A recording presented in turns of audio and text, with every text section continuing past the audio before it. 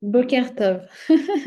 J'espère que vous allez bien. Donc, comme je vous ai dit, c'est voilà, le dernier cours avant une pause assez conséquente. Quand j'ai regardé mon planning, j'ai vu que voilà, normalement, je reprendrai mi-avril. Mais ça vous laissera le temps de regarder des cours que vous n'avez pas vus parce qu'il y en a plein qui me disent, ah, mais je suis encore sur les émotions ou je suis en retard sur Pirkei Avot. Alors, bon, déjà, pas de panique. Vous savez, vous me connaissez, on peut prendre tous les cours en vol. Mais du coup, voilà, même je pense que pour chacun, chacune, la pause, elle sera être bénéfique pour celui qui sait en profiter.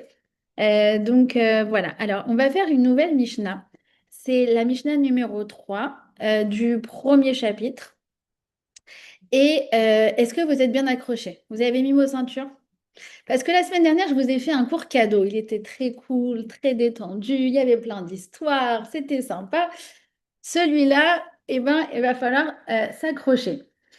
Vous allez voir, ça paraît très simple, mais on va rentrer dans certaines complexités de ce qu'on appelle le judaïsme, c'est-à-dire la manière dont on se relationne à la pratique de la Torah, à la pratique religieuse. Alors, déjà, on va regarder la Mishnah à quoi elle ressemble. La voilà. Et hop, on fait comme ça. Euh, c'est ça? Attendez, pardon, excusez-moi. Attendez. Hop, pardon. Excusez-moi, je fais une pause. Voilà, vous l'avez ici. Donc, Antignos is Soho, Kibel Mishimon Hatzadik. Donc, Antignos de Soho, on va voir c'est qui. Vous allez voir, c'est passionnant. On va, comme d'habitude, présenter le personnage qui dit la chose avant de présenter le concept en lui-même. Al tio keavadim ameshamshim et arav al mekabel pras, al menat lekabel pras. Ne soyez pas comme des serviteurs qui servent leur maître en vue de recevoir une récompense. Elo, ella et vous keavadim ameshamshim et arav shelo al menat lekabel pras. Mais soyez comme des serviteurs qui cherchent à servir leur maître sans chercher à recevoir de récompense. Veyu mora shamaim alechem et que la crainte des cieux soit sur vous. Alors, ça paraît un peu assez un peu lourd, un peu alambiqué comme manière de présenter les choses. Et en fait, ça va répondre à une grande question existentielle que nous avons tous eu un jour dans notre vie. Et je vais vous dire, la plupart du temps, on n'a pas eu la réponse à notre question. Et puis, en fait, on a continué sur notre lancée, sans avoir vraiment eu la réponse. La question, c'est, bah, quand je fais les mitzvot, euh, est-ce que j'ai le droit d'attendre quelque chose en retour? Moi, je me souviens très bien avoir eu cette question en terminale où je disais à Hachem, Hachem, ça y est, je vais commencer à faire Shabbat bien comme il faut et tout, parce que on avait cours le samedi, on avait cours de sport, mais bon, j'allais quand même, j'étais à l'école publique, donc il fallait quand même que je fasse preuve de présence. Donc c'était un Shabbat un peu moyen parce que j'allais au cours de sport. Après, j'allais au kidouche de la Sina, donc c'était voilà. Alors j'ai dit, Hachem, ça y est, maintenant je vais faire vraiment Shabbat. Et j'espère que tu vas me donner mon bac avec mention. On a tous fait ça. On a tous fait ça. Et alors la question c'est oui, mais est-ce que la religion, ça sert pas à ça? Ça sert pas à ce que tu aies ton bac. Oui, mais en même temps, c'est bien naturel de se dire que quand on fait les choses, Hachem, il a envie aussi de nous récompenser. Vous voyez? Alors ça donne des situations très drôles. Par exemple, moi j'avais une amie qui m'avait raconté une histoire que un garçon, il était dans la queue pour rentrer en boîte de nuit et il a dit Hachem, s'il te plaît, fais-moi rentrer en boîte de nuit. En plus, j'ai mis les tefilines ce matin. Vous voyez, c'est un peu le même principe. C'est si tu me fais rentrer en boîte de nuit, demain je mets les tefilines, ou alors j'ai mis les tefilines ce matin, donc fais-moi rentrer maintenant. Vous voyez, mais il y a quand même, c'est quand même un peu gonflé. C'est quand même un peu gonflé quand même de manière de voir les choses. Et en même temps, donc on se dit, oui, mais Dieu, il n'est pas à notre service. Mais on a tous eu un moment dans notre vie, quelque chose qui nous a fait avancer en vue d'avoir une récompense. Soyons honnêtes. Je connais personne et ça serait pas humain de dire non, moi je fais que les choses parce que Hachem les a ordonnées, point. Euh, il y a forcément un esprit intéressé. D'accord? Euh, mais le problème, c'est que cet esprit intéressé, il peut être très dangereux à partir du moment où si on n'a pas eu cette chose-là, alors ça nous fait remettre en question toute notre décision. Par exemple, moi, j'avais une très, très bonne amie, justement, au collège, lycée, on s'est suivis à la fac. Et elle, comme moi, on avait commencé à faire Shabbat toutes les deux entièrement quand après le bac. Et en fait, elle a préparé son barreau. Elle était en études de droit. Moi, j'étais vers HEC. Et elle, le jour où elle n'a pas eu son barreau, elle a dit, bah, ça y est, j'arrête de faire Shabbat. Et ça a été le début de la dégringolade. Donc, vous voyez ce que je veux dire? À la fois, c'est humain, à la fois, c'est dangereux, et à la fois, on sent qu'il y a quelque chose qui cloche. Mais en même temps, ça nous arrive de dire, par exemple, s'il te plaît, Hachem, je donne l'argent à Tzedaka et pourvu que mon amie, elle guérisse.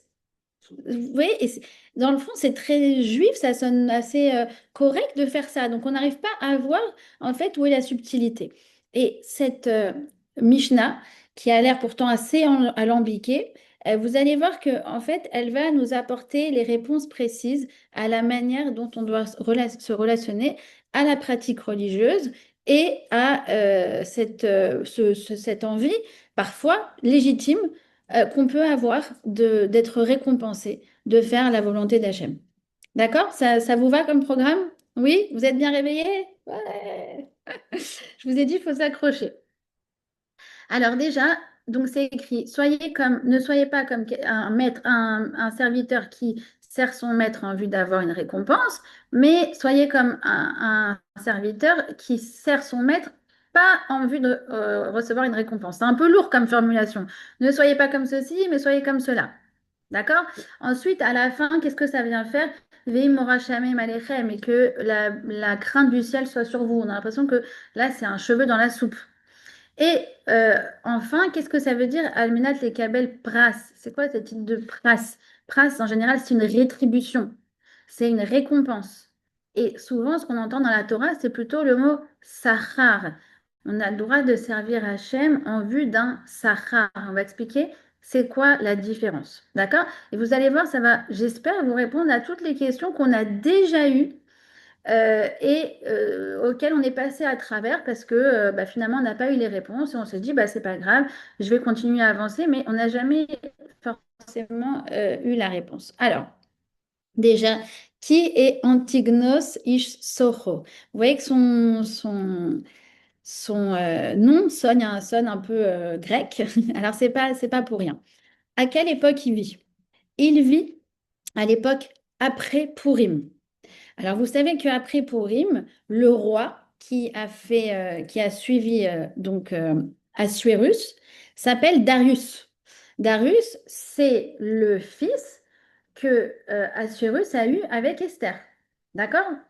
Et Darius, il est assez favorable avec les Juifs. Et donc, quand les Juifs retournent en terre de Judée après Purim, eh bien, ils jouissent d'une certaine autonomie, d'une certaine indépendance qu'on appellerait aujourd'hui l'autodétermination. D'accord? Et à partir de ce moment-là, il y a toujours deux chefs.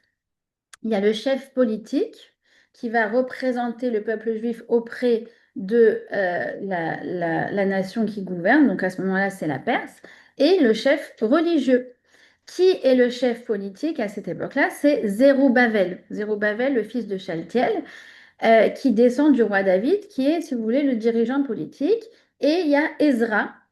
Ezra à Sopher, c'est celui qui a le pouvoir, si vous voulez, enfin pas le pouvoir, mais c'est l'autorité spirituelle. D'accord? Et ensuite, Darius disparaît de la scène. À ce moment-là arrive Alexandre le Grand. Alexandre le Grand qui a conquis le Proche-Orient.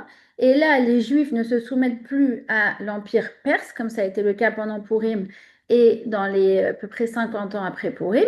Mais là, on va se soumettre à l'Empire grec. Et c'est là que donc on a Shimon HaTzadik qu'on avait rencontré dans la Mishnah d'avant. Mais Shimon HaTzadik, il est contemporain de Alexandre le Grand. D'accord? Et Après ça, on ouvre une nouvelle période dans, si vous voulez, la gouvernance du peuple juif, notamment du point de vue surtout religieux. On ouvre la période du Sanhédrin. C'est quoi le Sanhédrin? Le Sanhédrin, c'est la suite, si vous voulez, des Anshe Knesset Agdola. C'est la nouvelle entité spirituelle. Elle est constituée de 71 sages qui sont assis les deux l'un en face de l'autre. C'est un vrai endroit, hein, le Sanhédrin. Il siège au début tout près du Beth Amikdash, dans ce qu'on appelle le Lishkat Agazit. Pendant 40 ans, il va être siégé, collé au Beth Amikdash. Et donc, ce sont 71 sages qui font face l'un à l'autre, assis en deux hémicycles. D'accord? Ensuite, ce Sanhédrin va s'exiler d'abord à Jérusalem, mais plus loin du Beth Amikdash. Et ensuite, il va s'exiler à Yavne, à Usha, à Tsipori. Et jusqu'à ce que, en l'an 425 de notre ère, eh bien, il n'y aura plus de Sanhédrin. Et l'autorité rabbinique va passer en Chutz Laaretz, en dehors d'Israël, en Babylonie notamment, dans des grandes yeshivot comme Nehardea et Pombedita. D'accord? Alors, Antignos, en fait, le Sanhédrin, il y aura toujours à ce moment-là un couple, si vous voulez, des zougotes qui vont diriger le peuple juif. Il y a toujours le chef du Sanhédrin et le chef politique, d'accord? Et bien, Antignos, c'est le chef du Sanhédrin, d'accord? Et c'est l'élève de Shimon HaTzadik. D'accord? Donc, on va continuer la réflexion en fait, comme je vous ai dit, Shimon HaTzadik, il avait expliqué quel était le projet juif. Il avait demandé pourquoi le monde a été créé, en vue de quoi?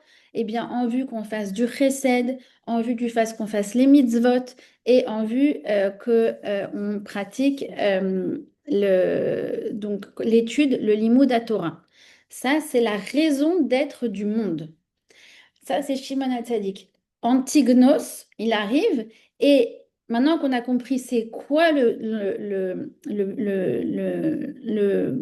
qu'est-ce qui est fondateur du monde, il va nous décrire comment on fonctionne dans ce monde. Quelle est la place de la pratique religieuse dans ce monde et qu'est-ce qu'on doit avoir en tête lorsque on fait nos mitzvot ou qu'on prend sur nous des mitzvot ou qu'on se renforce dans une certaine mitzvah? Qu'est-ce qu'on doit avoir en tête? Alors, pour ça, il va falloir qu'on explique deux mots. Le premier mot, c'est quoi? C'est donc almenat. Que veut dire almenat? Donc, almenat, on l'a traduit par en vue de. Ne soyez pas comme une personne qui sert Hachem en vue d'avoir une récompense. Que veut dire en vue de? Ça, c'est le premier mot qu'on va expliquer, qui va nous apporter beaucoup de clarification. Et le deuxième mot qu'on va expliquer, c'est quoi pras? Comme je vous ai dit, pras en général, c'est une récompense. Alors qu'en général, souvent dans le judaïsme, on parle de sahar. D'accord? Vous me suivez? Ça va être les deux parties du cours. Et en troisième, on va expliquer la fin qui est Veillez Mora Shamem Alechem. Est-ce que c'est clair ou pas? Qu'est-ce que ça veut dire en vue de? Qu'est-ce que ça veut dire en vue de recevoir une récompense, de quelle récompense on parle, et pourquoi la Mishnah est finie comme ça? Vous m'expliquez, vous me suivez? D'accord? Qu'est-ce que tu as en tête quand tu donnes l'argent dans la tzedaka et que tu dises, je donne l'argent dans la tzedaka et s'il te plaît, Hachem, fais guérir ma fille ou mon ami ou ma mère, d'accord? Qu'est-ce que tu as en tête? Ou alors, je prends sur moi de me couvrir la tête, mais que on ait la facilité dans la parnassa. C'est bien, c'est pas bien. Ok, on va y aller. Alors, déjà, ce qu'il faut savoir, c'est que, donc, de quelle manière nous avons reçu la Torah? C'est écrit dans Masechet Shabbat que lorsque Moshe Rabbeinu est monté pour recevoir la Torah, eh bien, les anges se sont farouchement opposés à ce qu'on reçoive la Torah. D'accord?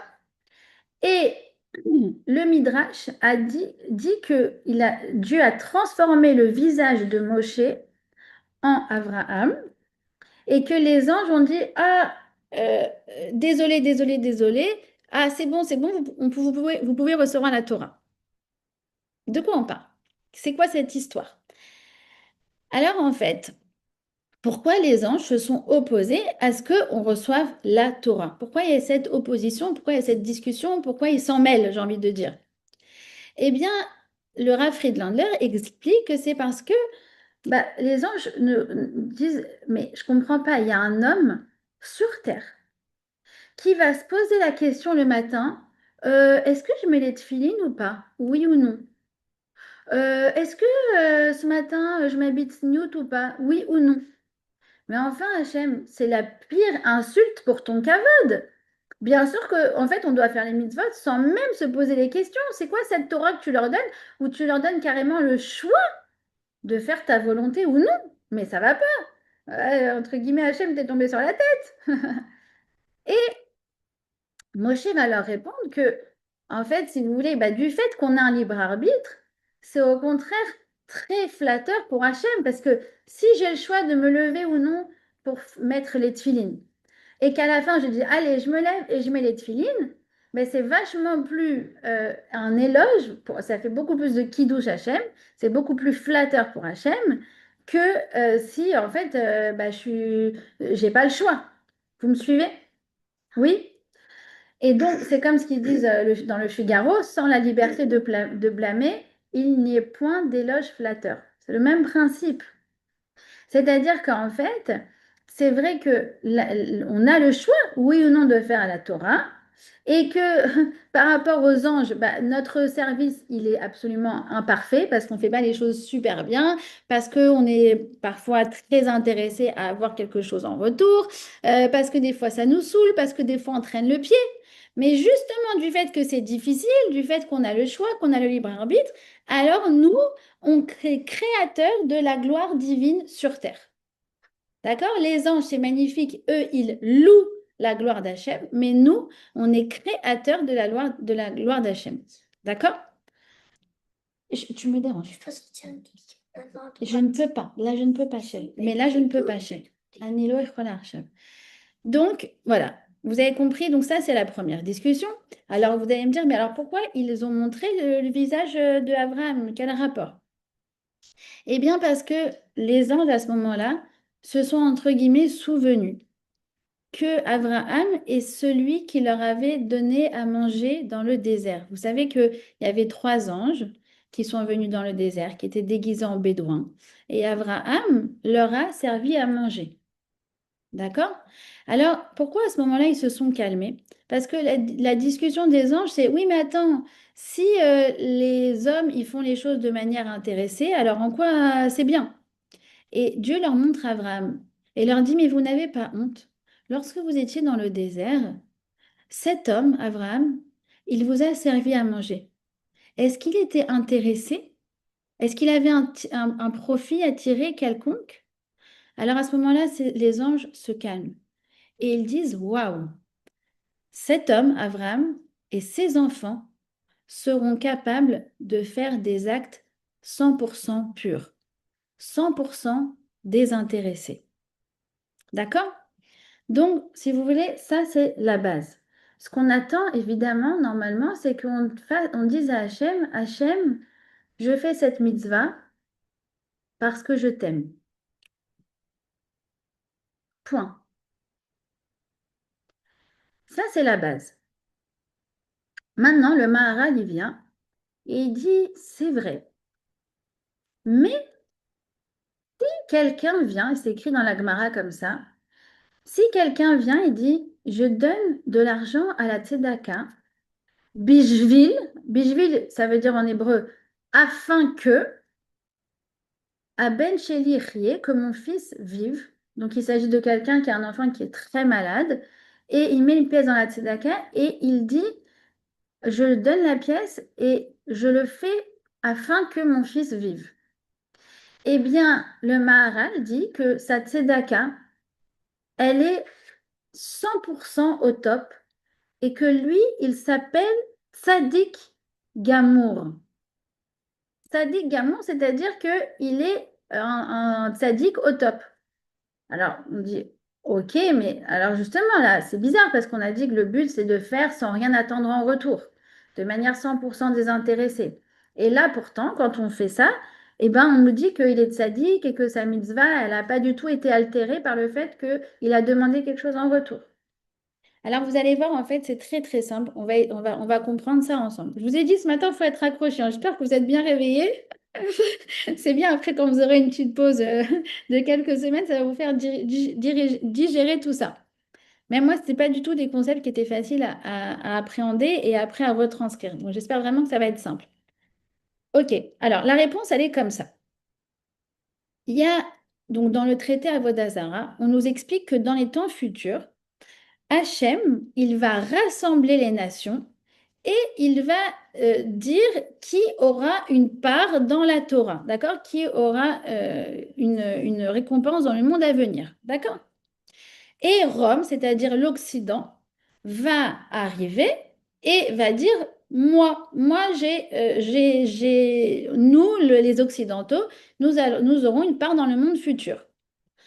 Et Dieu leur dit, bah, en fait, non, puisque vous n'avez pas eu de mitzvot. Et donc le chef de l'Occident, d'accord, Rome, va dire, mais enfin, tu ne nous as pas donné de mitzvot. Alors Dieu dit, alors, d'accord, je vais vous donner une mitzvah. Vekalahi, elle est très facile, cette mitzvah. C'est la mitzvah de Souka. C'est vrai, elle est trop cool, la mitzvah de Souka. On s'assoit, on mange, on papote, on discute, on est sous la Souka et ça s'appelle une mitzvah. D'accord? Et donc, effectivement, il va donner à Rome, il va donner aux Occidentaux la mitzvah de Souka. Et ce jour-là, il va y avoir une grande chaleur. Qu'est-ce qui va se passer? C'est que ils vont sortir de la souka parce qu'il va faire extrêmement chaud. Et ils vont commencer à donner des coups de pied dans la souka.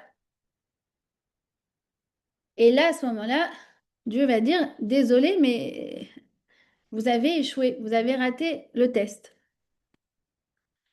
Pourquoi ils ont raté le test?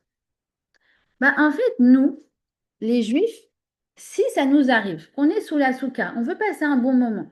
Dieu nous a donné la mitzvah, d'accord. Mais à un moment, il y a une chaleur torride.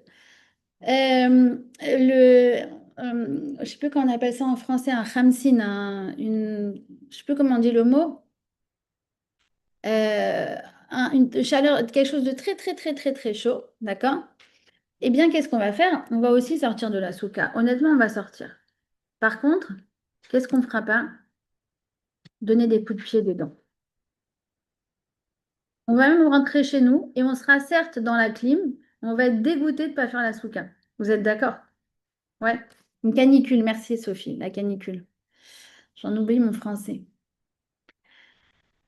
Donc, nous aussi, on va sortir, mais jamais, même pas dans les rêves, on va mettre un coup de pied dans la souka.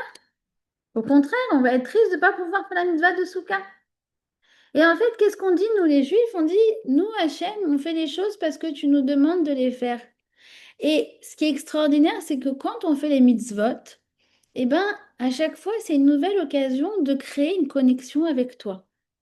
Et c'est ce qu'on avait vu d'ailleurs la semaine dernière, ce qu'on avait vu dans la Mishnah d'avant, qu'en fait, chaque mitzvah est un moyen de créer des connexions entre notre Neshama et le Boré Olam et le Maître du monde, et qu'à chaque fois qu'on fait une mitzvah, on nourrit, on nourrit, on nourrit, on nourrit, on nourrit, on nourrit cette connexion.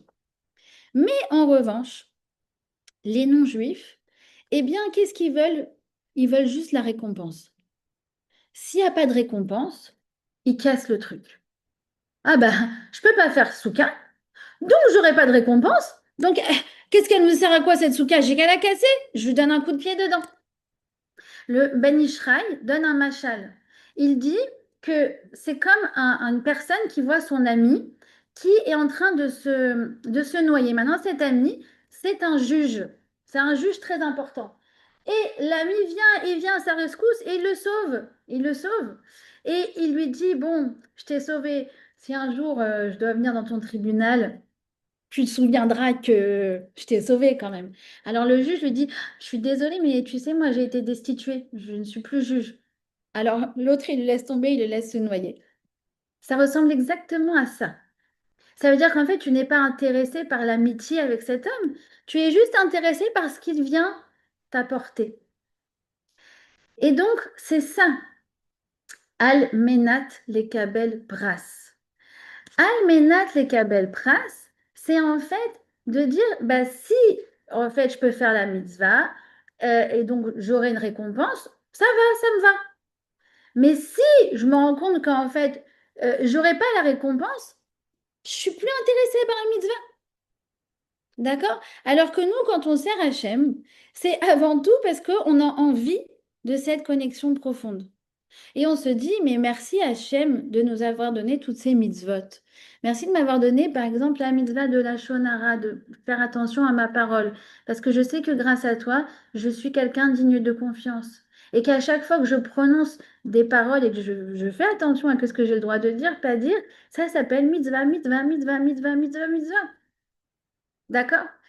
Alors, du coup, qu'est-ce qui se passe? Bah, quand on dit, bah, je peux donner la tzedaka en disant, mais j'espère vraiment que mon fils, il va guérir, et ben en fait, ça, c'est pas grave. Pourquoi? Parce que si au final, Ras Veshom, la personne n'a pas guéri, ou si au final, on a dit, oui, je vais me couvrir la tête pour avoir une meilleure parnassa, mais que mon salaire n'a pas bougé, et que les galères sont toujours un peu au rendez-vous, mais je regrette pas le fait d'avoir donné la tzedaka. À aucun moment. Je regrette pas le fait de m'être couvert la tête. À aucun moment. Donc même si on est dans cet espoir, on s'appelle tzadékette. Pourquoi? Parce qu'on sait que on a fait on a fait la volonté d'Hachem et qu'on est les premières bénéficiaires. Et donc, on a le droit tout à fait de demander quelque chose, de faire la négociation avec Hachem. Regarde Hachem, je vais prendre sur moi cette mitzvah de Tzniut pour que mon ami guérisse. Il n'y a pas de problème. Et c'est très bien. Pourquoi? Parce que en plus, tu l'as fait pour ton ami ou tu l'as fait pour ton enfant ou tu l'as fait même pour toi-même. Mais à aucun moment, c'est conditionnel. On a le droit d'espérer que ça va nous apporter, que ça va générer quelque chose de positif dans notre vie, dans ce monde-ci, mais c'est pas conditionnel. C'est-à-dire que je me dis, bon, bah, au final, si j'ai pas vu de récompense immédiate, à aucun moment je regrette ce que j'ai fait. Comme dans les relations, comme je t'ai dit avec ce machal de l'homme et de son ami qui est juge, ça existe de dire, bah, j'investis dans cette amitié et voilà, j'ai envie que ça m'apporte quelque chose en retour, dans le sens où ça m'a apporté une amitié qui apporte de l'épanouissement, qui apporte du fait qu'on n'est pas seul, qu'on a quelqu'un avec qui se livrer, qu'on a quelqu'un sur qui on peut compter, d'accord? Mais, donc c'est normal d'attendre quelque chose, d'accord? Mais ça n'est pas conditionnel. C'est-à-dire que si au final je dis à mon amie, est-ce que tu peux me rendre service et qu'elle me dit, je suis désolée, non, bah ça vient pas remettre en question mon amitié, d'accord? Et ça, c'est la différence entre Bishvil et Almenat. Almenat, si j'ai pas la récompense, bah du coup la mitzvah, elle m'intéresse plus. Limite, je regrette de l'avoir faite en disant oh là là, comme je vous ai dit cette amie dont j'étais très proche, qui a dit ah ben je regrette d'avoir fait Shabbat tout ce temps-là parce qu'au final j'ai pas eu mon barreau. C'est ça. Ça, c'est Almenat. Ah non, Altiouri, Gavadi, Mameshamshim, Almenat, les Kabel Pras. Non, non, non, non, ne sois pas dans une attente conditionnelle et immédiate. Bishville, c'est au fait, moi je veux faire la mitzvah, tzedaka, tzniut, me couvrir la tête, faire mes brachot, faire ma tefila, j'ai envie de faire tout ça, d'accord? Et d'ailleurs, au passage, Hachem, j'en profite pour te demander ça et ça. Pourquoi? Parce que je sais que comme je le fais et qu'en plus je le fais de manière désintéressée, inconditionnelle, bah justement j'ai du mérite et justement je vais en profiter pour te demander quelque chose. Ha! Et ça, le Maral, il dit, ça s'appelle Tzadik Gamour. C'est le marchandage du juif, quoi. On a le droit. Il n'y a aucun problème parce qu'Akadosh Baruch Hu, il sait très bien, il connaît notre cœur et il sait qu'on est pur. Et il sait que on le fait de toute façon, no matter what, quoi qu'il en soit, et qu'on est content de l'avoir fait. Et que même si au final on ne voit pas ce qu'on nous a demandé, eh ben on est content quand même. D'accord? Et limite, vous savez comment on fait. On se dit, bon, alors, j'ai pris sur elle de me couvrir la tête lundi et jeudi pour qu'elle guérisse. Finalement, j'ai entendu que les nouvelles sont pas top au niveau de la santé. Alors, qu'est-ce qu'on fait? Je dis, bah, je vais me couvrir la tête tous les jours. On en rajoute. On est trop fort. On continue, nous, continue la négo. On continue, on continue. D'accord? Voilà. Alors, ensuite. Donc, on va expliquer la différence entre pras et sahar. Et ça va nous permettre, en fait, d'affiner encore plus ce qu'on vient d'expliquer. OK? Euh, donc, ça, c'est une explication de Don Yitzhak Abrabanel. Est-ce que vous savez qui est Don Yitzhak Abrabanel? Oui? Il y en a qui savent? Oui, oui, non, non, oui. C'est intéressant de rappeler qui est ce personnage parce que pour le coup, ce matin, en préparant le cours, je me suis dit, bah tiens, lui, justement, il est assez représentatif de cette Mishnah. Pourquoi?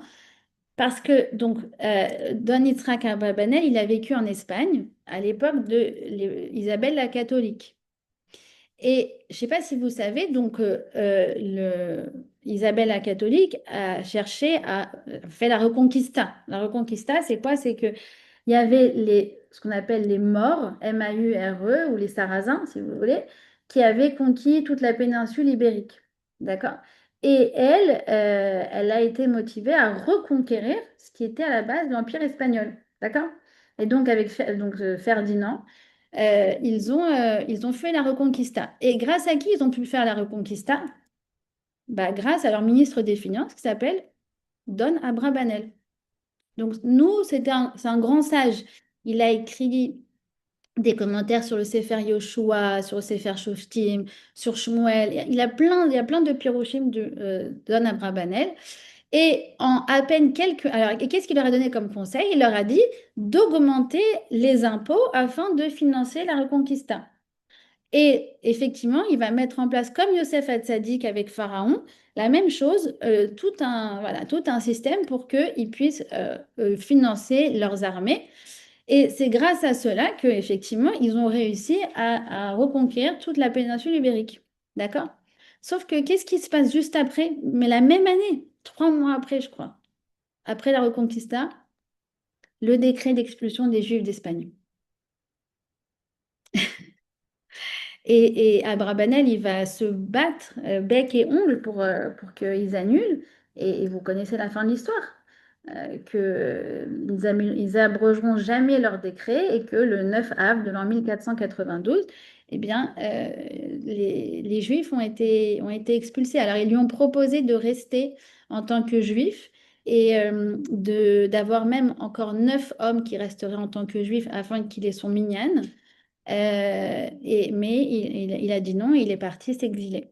D'accord? Alors on se dit, mais c'est fou, quelqu'un qui, qui a œuvré et finalement qui se retrouve à avoir, on lui envoie vraiment en pleine face ce que lui, il avait, ce que lui avait rendu comme service à l'autorité espagnole. C'est absolument, absolument dingue.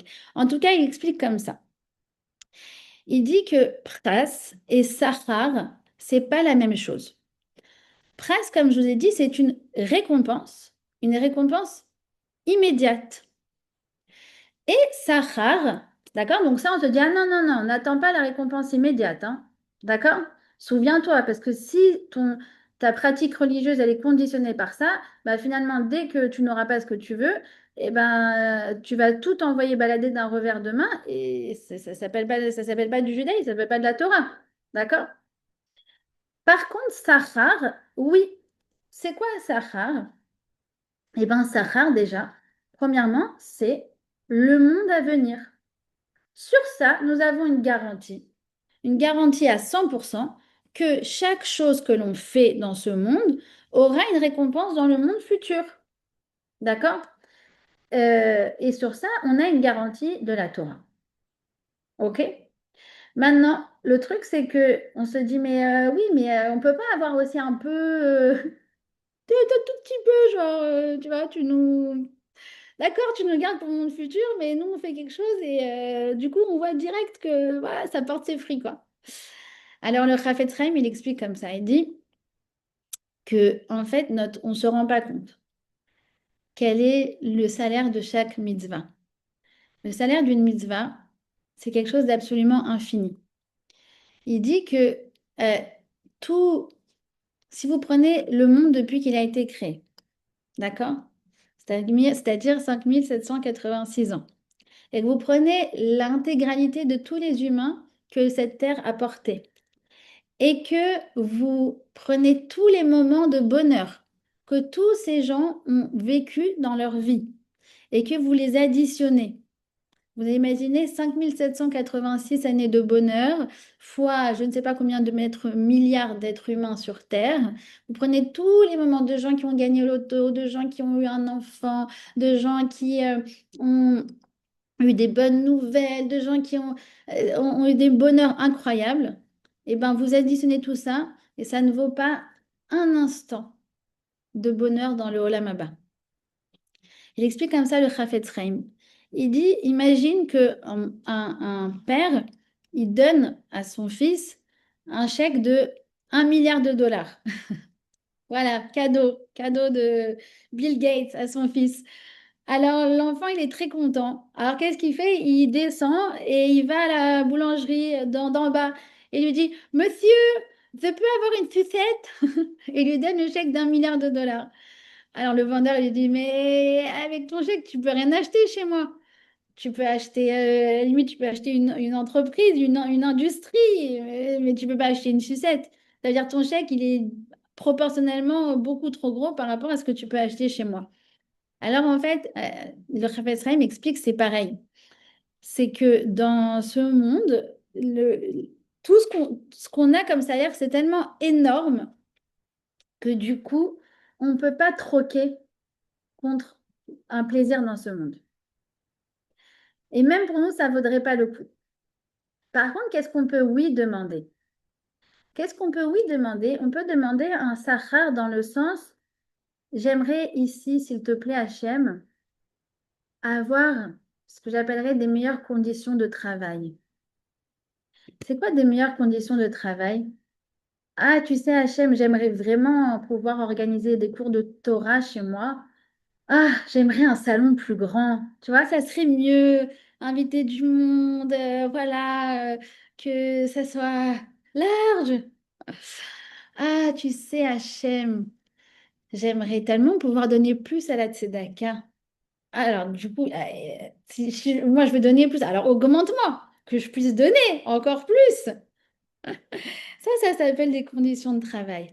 Ah, tu sais, Hachem, j'aimerais tellement avoir un enfant qui aura des petites tzitzit et des petites péotes et qui te fera la tfila et qui sera trop mignon, qui sera un nouveau enfant dans l'armée d'Hachem qui va le servir, qui va faire les mitzvot. J'aimerais. Alors, envoie-moi un enfant.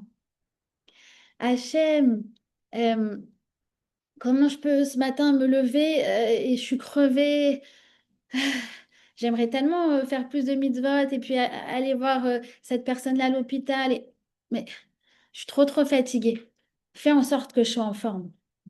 Hachem, j'aimerais bien apporter à manger aux Chayalim et leur faire des barbecues, mais avec ma, ma Renault qui a 25 ans, c'est pas très classe. Non, il vaut mieux, tu vois, une voiture plus large, plus sophistiquée, que je puisse y aller rapidement, facilement, toute sécurité.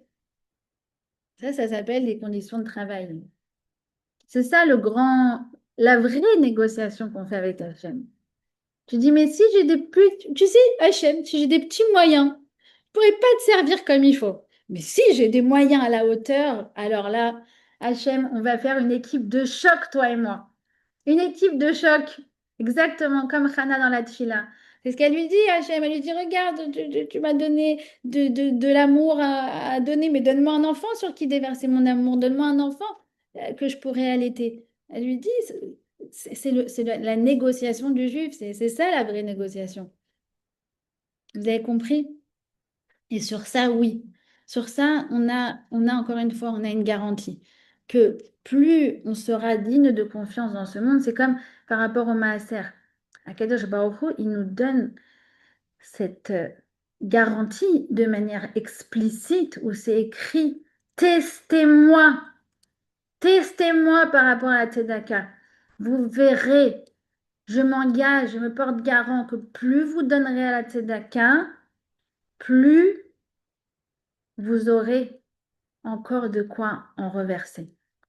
C'est pas écrit comme ça sur toutes les mitzvot.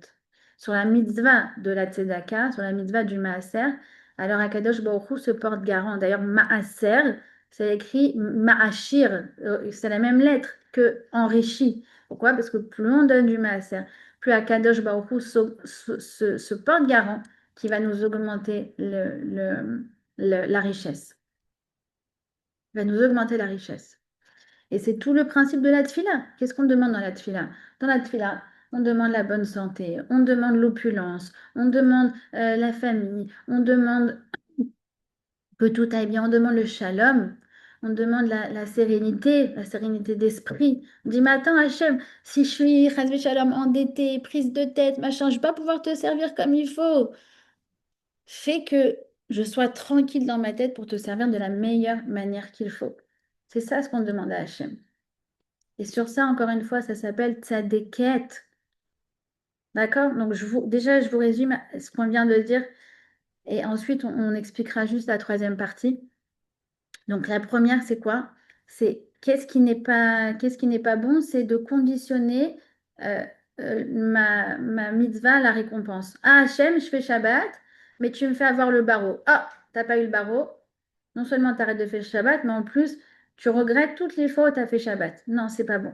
Ça ressemble à la personne qui laisse son ami se noyer parce qu'il a plus d'intérêt dans la chose, ou ça ressemble aux nations qui donnent les coups de pied et qui détruisent la souka, parce que du coup, vu qu'il n'y a plus de possibilité de faire la souka, il n'y a plus de récompense, alors on s'en fiche de tout. D'accord? Donc ça va pas. Par contre, de dire, s'il te plaît, Hachem, je donne ça, bishvil, c'est-à-dire maintenant, de toute façon, moi, je fais les choses de manière inconditionnelle et je suis contente de faire ma mitzvah.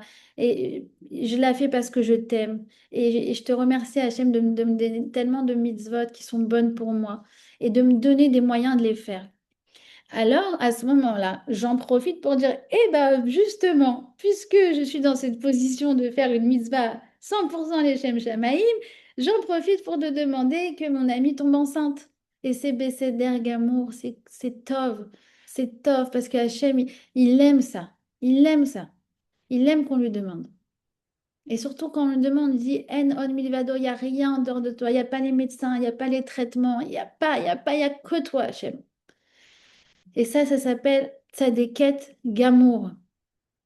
Ensuite, on a dit quoi? On a dit, c'est vrai qu'on a une garantie, qu'on aura un sahar dans le monde futur. Mais nos sages nous en parlent très peu parce que c'est tellement impossible à appréhender que du coup, on se dit, bah, quand on y sera à 120 ans, et d'ailleurs, j'espère qu'on continuera les cours là-bas, dans dans le monde, dans l'au-delà. Alors, cette chose-là, elle nous est garantie, mais on a du mal à l'appréhender dans ce monde. En revanche, qu'est-ce que oui, on peut demander? On peut demander justement de nous augmenter les moyens de faire encore plus de mitzvot.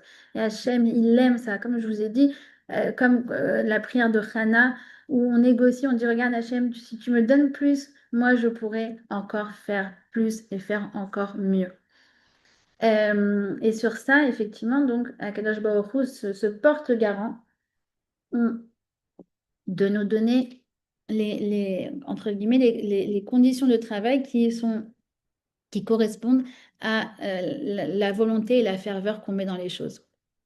Et enfin, Veyu Mora Shamaim Alechem. Alors, là, ça veut dire donc, et que la crainte du ciel soit sur vous. Alors, on vient de dire des choses très élevées, très très élevées, de servir Hachem de manière inconditionnelle, que voilà, on le fait par amour, que du fait qu'on le fait par amour, alors on est en droit de demander des choses et que c'est tov, etc. Mais là, on te dit, mais tu sais, il faut avoir la hirat shamaim. C'est-à-dire quoi? Il faut avoir la hirat shamaim. Bah, tu sais, si tu fais pas les choses, attention à toi. Je comprends pas. On était très très élevés. Pourquoi tout d'un coup on vient nous mettre un peu ce stress? D'accord? Alors, en fait, c'est parce que, quoi qu'il en soit, même si on fait les choses par amour, il faut garder une certaine crainte. Vous savez, c'est comme dans le couple. Dans le couple, plus on avance et plus on est proche et plus on s'aime, plus on a de la complicité, plus on a de la tendresse. Mais en parallèle de ça, on risque d'avoir une certaine familiarité. D'accord? Vous savez, cette blague, il y a une blague en Israël que les rabbins adorent raconter. C'est le jeune couple qui vient de se marier. Ils se sont mariés il y a un mois, puis ils marchent dans la rue. Puis là, tout d'un coup, la femme trébuche. Et puis là, il y a le mari qui fait, oh là là, mais c'est très grave, mais qui a mal sillonner les trottoirs. Oh là là, mais moi je vais faire un procès à la mairie, ma femme qui est tombée et tout. Et 10 ans plus tard, pareil, elle se prend le truc, il fait, mais je comprends pas, tu peux pas marcher droit, t'as pas vu le trou, tu vois pas le truc devant toi. Donc l'amour ne doit jamais venir occulter le respect. Ce n'est pas parce qu'on sert Hachem par amour qu'on doit oublier la crainte. Et la crainte, c'est, j'ai envie de dire, on dit en anglais le safety net, c'est le filet de sécurité.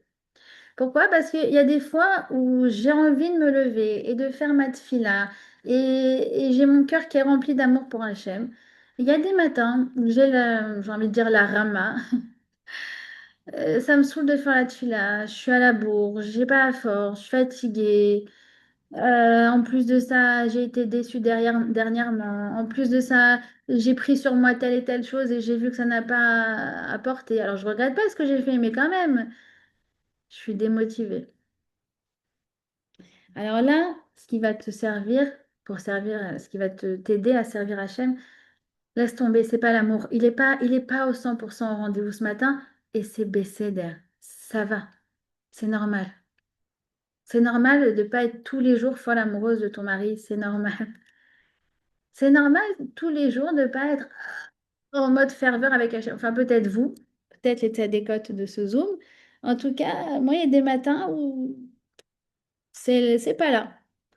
Et je pense que c'est pas que moi, puisque c'est ce qu'est dit le Rav Wolbe, que Yesh Yamim Shel Ahava, Yamim Shel Sina. Ça veut dire, il y a des jours de haine pardon, il y a des jours d'amour et il y a des jours, oui, de non-amour.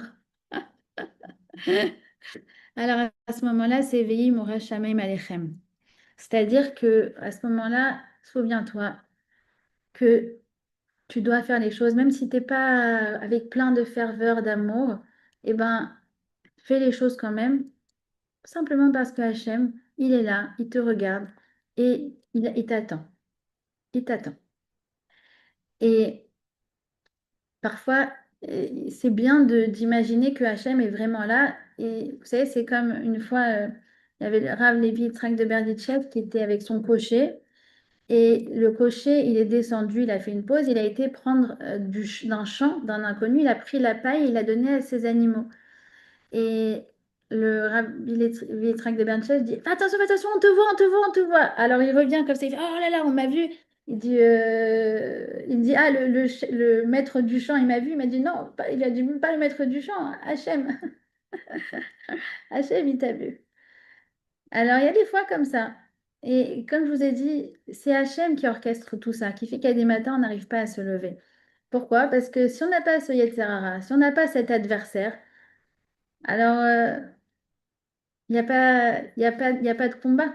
Et donc, s'il n'y a pas d'adversaire, il n'y a pas de mérite. Vous savez, c'est comme ce qu'il dit le rabbi de Lubavitch. Une fois, il y a un garçon qui est venu le voir à l'occasion de sa bar mitzvah. Et alors, il lui dit, ah, qu'est-ce que tu aimes faire? Alors, il lui dit, moi j'aime jouer au foot. Alors il dit, ah bah c'est génial, mais tu sais ce que t'as qu'à faire, t'as qu'à jouer seul. Alors l'enfant il lui dit, mais bah, non, c'est nul de jouer seul. L'idée c'est qu'il y a un adversaire et que en fait à la fin moi je gagne et que je sois le plus fort. Alors le rabbi lui dit, bah tu sais c'est pareil, nous aussi on est dans un match. Et Hachem, il nous a mis une équipe adversaire. Et cette équipe adversaire, c'est lui et Tsarara. Et c'est du baseball, pardon. Il m'a dit, mon fils, c'est du baseball. Comme quoi, voilà. Alors, c'est au baseball. Alors, il dit, mais s'il n'y a pas d'adversaire, alors bah, ça veut dire quoi de gagner? Ça ne sert à rien. C'est comme moi, des fois, mon fils, il me dit, ah là là, cet enfant, il est sadique, qu'est-ce qu'il est de sadique, oh là là, il n'a pas dit de Serrara, cet enfant. Il prie, il fait tout bien, il étudie, il n'a pas envie de perdre du temps. Dès qu'il finit de manger, il retourne sur sa daf de Gemara. Et moi, j'ai envie de traîner, moi, j'ai envie de papoter avec les copains. Alors, je lui dis, bah, c'est bien. Ça veut dire qu'Hachem, il a mis en face de toi un adversaire. Cet adversaire, c'est lui, Serrara, c'est celui qui veut que tu fasses des bêtises au lieu d'étudier la Torah. Alors, au contraire, toi, ton étude de la Torah, elle vaut encore plus que celui qui n'a pas cette difficulté. C'est ça, Vimora Shamem Alechem. Motive-toi, remotive-toi. Pourquoi? Parce que dis-toi que justement, si ce matin, tu n'as pas la force, c'est qu'il y a quelque chose de grand qui va en sortir. D'accord? Il y a quelque chose de grand qui va en sortir. Et Akadosh Baruch Hu, c'est pas seulement qu'il nous voit, c'est que Akadosh Baruch Hu, c'est notre supporter numéro un. Comme celui qui est dans l'équipe, là, qui fait, ouais, si tu vas gagner, tu vas gagner. Vous savez que quand une équipe, elle joue en local, par exemple, je sais pas, l'équipe de, je sais pas, Barcelone, elle joue à Barcelone, elle a plus de chances de gagner que si elle joue à Paris, ça vous savez. Si une équipe, elle joue dans son pays à elle, elle a plus de chances de gagner que si elle joue dans l'autre pays. Pourquoi? Parce que c'est connu, parce qu'elle a plus de supporters. Donc, nous, c'est pareil, quand on se dit, mais Hachem, c'est notre supporter numéro un. Il est là, il nous regarde, il nous encourage, il nous dit bravo, super, c'est vrai, hier tu m'as servi avec amour, génial, waouh. Mais ce matin, tu n'avais pas la force. Et tu t'es quand même levé et ta lutte était illim. Chazak, Chazak. Ça donne pas de la force. Et ça nous redonne de l'amour. D'accord? Ça, c'est la première forme de Hirat Hashem. C'est se dire, je fais sans réfléchir, même si j'ai pas la force, Hachem m'a ordonné. Mais en vérité, comme on vient d'expliquer, c'est un très très haut niveau. Et la dernière chose, c'est Vehi Mora Shamaim Alechem. C'est pas la crainte de la punition ou la crainte de se dire Hachem est là et il est déçu par moi, mais c'est ce qu'on appelle Hirat Aromemut. C'est quoi Hirat Aromemut? C'est la crainte révérentielle. Un jour, il y a un artiste qui devait faire une mezouza pour la reine d'Angleterre. Et c'est un artiste qui avait l'habitude de faire des mezouzotes. Mais ce jour-là, il a été pris de tremblement, de se dire, waouh, je fais une mezouza pour la reine. Ça s'appelle Hirat Aromemut. Et c'est un niveau qui vient même après l'amour. Au-delà de l'amour, il y a quelque chose qui s'appelle l'admiration. L'admiration. Et j'ai reçu ce matin un post de, vous savez, ma journaliste préférée, maintenant vous la connaissez, Sivan Rav Meir.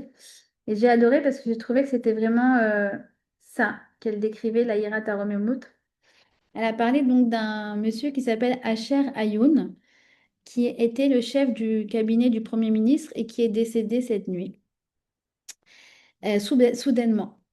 Et alors, elle raconte qu'un jour, alors je vous le lis, je participais à une réunion avec Netanyahou, donc c'était à l'époque du coronavirus, et euh, il attendait un appel du PDG de Pfizer, vous savez, ceux qui faisaient les vaccins. Et celui-ci, donc le PDG, devait appeler à 2 heures du matin. D'accord? Et donc, juste à ce moment-là, un peu avant, vers 1 heure du matin, il y avait une réunion, comme on appelle, une séance de presse, euh, une séance de presse chez Netanyahou, dont cette journaliste faisait partie. Et à ce moment-là, donc il est 1 heure du matin, il y a le téléphone qui sonne. Et Netanyahou, il est très surpris parce qu'il se dit, waouh, ça se trouve, c'est le PDG de Pfizer qui m'appelle avec 1 heure d'avance et je suis pas prêt, je suis pas prêt, je suis pas prêt.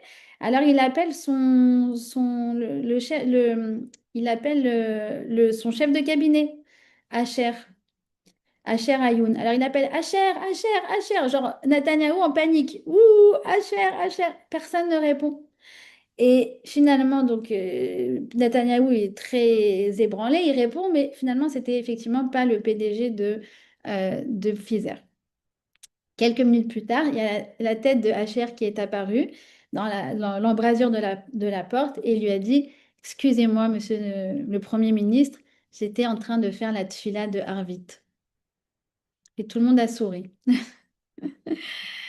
Et je trouve ça trop mignon. C'est vraiment ça. La Hirat Hashem, c'est qu'à ce moment-là, quand on est en train de parler avec Hachem, on est en train de parler avec le roi des rois.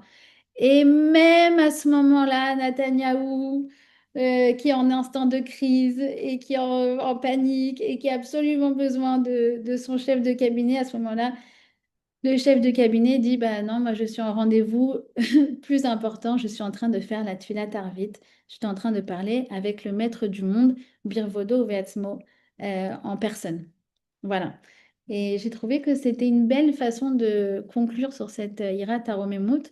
Donc voilà, pour conclure, ce qu'on a vu, c'est que il y a des jours où on se lève et on est au top, Baruch Hashem. Et on sert Hashem avec amour et c'est magnifique. Il y a des jours où on dit, je vais le faire parce que mon ami a besoin d'une délivrance ou moi-même, d'ailleurs, j'ai besoin d'une délivrance. Et ben c'est bécédaire aussi. Pourquoi? Parce qu'Hachem, il sait que nos mitzvot, elles sont pas conditionnées par le résultat. Et donc, c'est très très bien aussi, comme il dit le Maral, on s'appelle tzadéket. Et du fait qu'on s'appelle ça des quêtes, on augmente justement les possibilités de recevoir ce qu'on demande en récompense. D'accord?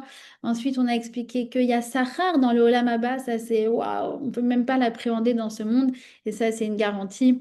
On a expliqué que, en revanche, qu'est-ce qu'on peut, oui, demander dans ce monde? C'est des meilleures conditions de travail, de dire à Hachem, je suis encore plus motivée, viens, toi et moi, on va faire une équipe de choc, alors envoie-moi encore plus de moyens de faire les mitzvot. Et bien sûr, la santé, la parnassa, l'opulence, la sérénité d'esprit, tout ce qu'on a besoin pour servir à Kadosh Baruch Hu en étant au top.